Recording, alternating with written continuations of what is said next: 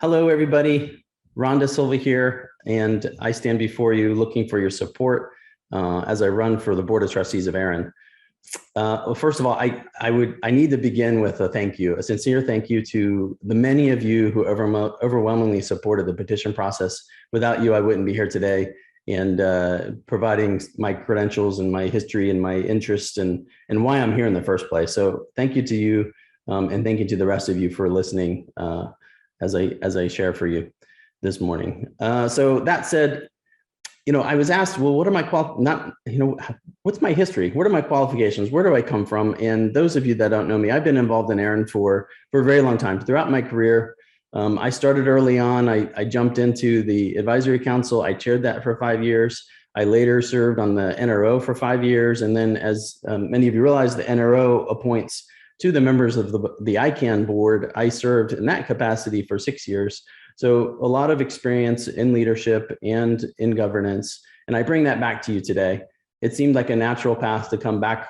To me, it feels like coming home and bringing all that experience and qualifications and leadership and bringing it to a place where I can serve and give back to our community here at ARIN.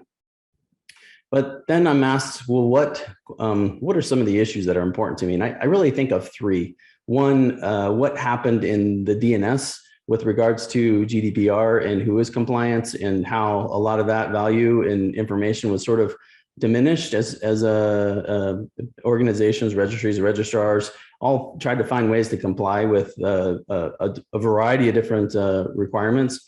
I'm afraid we'll run into something similar if we don't get ahead of that in the numbering space. So that's something important to me. Another, I look at the geopolitical impacts, in particular, seeing what's happened in Afrinic in the Mauritius courts. And I think it's important for us to be sensitive to what those geopolitical risks are and how they could impact the numbering system as a whole, and more specifically, how that could impact ARIN and what role ARIN should have in a much broader geopolitical landscape. And then lastly, I look at how many people in our region are still without broadband. And this is sort of a personal conviction, personal interest of mine. Is there something that can be done with ARIN's unique role here to help encourage and support what's happening with stimulus funds in enabling broadband for everybody in our region?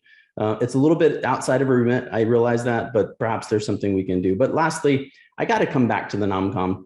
I've heard from many of you that there's better governance that can be applied here, more transparency, more accountability. I think that's low-hanging fruit I'll want to tackle at the very beginning as a new member of the board.